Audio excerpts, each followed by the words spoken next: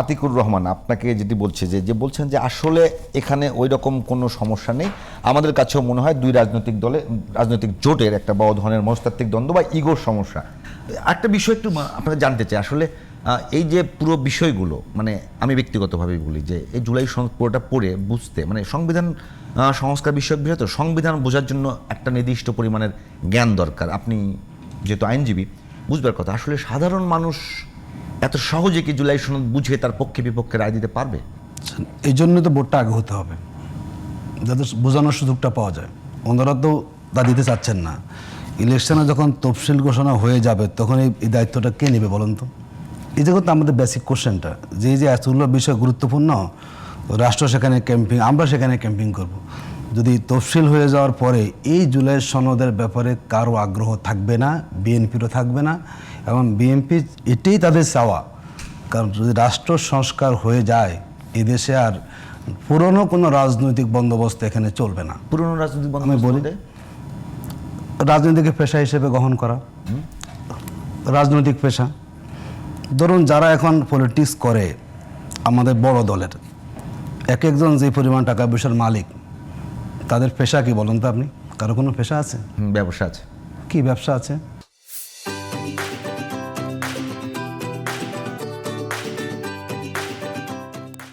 ব্যবসা এক একজনের ব্যাংক ব্যালেন্স আছে। না, কি ব্যবসা তারা করুক, রাজনীতিতে আমরা বলি শোনো, আমি যেটা এখানে আপনাকে বলতে চাচ্ছি, এই যে রবি ভাই বললেন যে স্থানীয় সরকার, এখানে ওনাদের বোঝার সমস্যাটা। স্থানীয় সরকার ইলেকশনে কি কোনো টার্গেট থাকে? কোথায় জুলাই সনদ, কোথায় 2000 লোকের রক্তের উপর দিয়ে একটা নতুন বাংলাদেশের স্বপ্ন দেখ, কোথায় স্থানীয় সরকার নির্বাচন? মানে ওনারা জিনিসটাকে মানে কীভাবে মূল্যায়ন করবেন?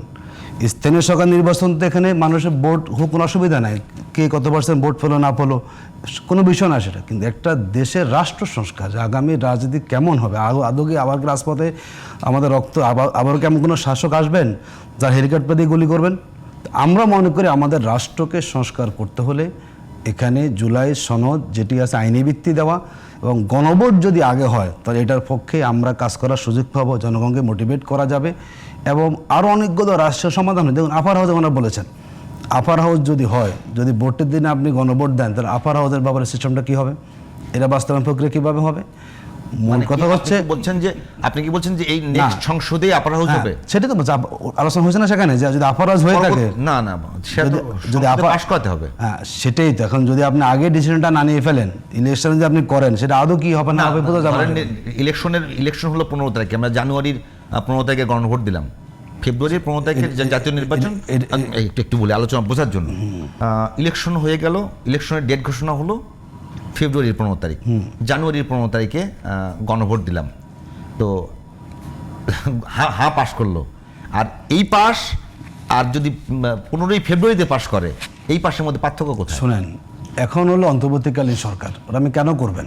বাংলাদেশে যখন ইলেকশন হয়ে যায়, শুনেন বাংলাদেশ গণভোটের বিষয়ে আমি বলতেছি, আমি বোঝার জন্য আমাদের যেহেতু আলোচনা বিষয় সংকটটা কোথায়, সংকটটা বের করার চেষ্টা করতেছি। যারাই যখন ক্ষমতা না, তাহলে আমার কোশ্চেন আগে হলে সমস্যাটা কোথায়?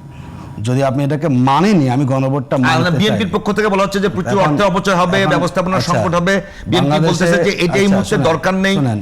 এখন এরকম নজির আছে বাংলাদেশে। বিএনপি বলছে, আমাদের বলছে যে গণভোটে যে এত টাকার মায় আপনি করছেন, বাংলাদেশে রাষ্ট্রের একটা সংস্কারের বিষয় গুরুত্বপূর্ণ, টাকা গুরুত্বপূর্ণ বলেন আপনি। যদি আগামী রাজনীতি আমাদের সন্ত্রাস মুক্ত হয়, চাঁদাবাজে মুক্ত হয়, দখলবাজে মুক্ত হয়, যদি আমাদের টাকা পয়সা বন্ধ করতে, আমি যদি আপনাকে বলতে চান, যেটা আসলে মূল জায়গা হচ্ছে এখানে না। এখন পর্যন্ত জুলাই বিপ্লবটাকে আমাদের বড় দলটা ওন করতে পারছে না, এটা বড় বিষয়।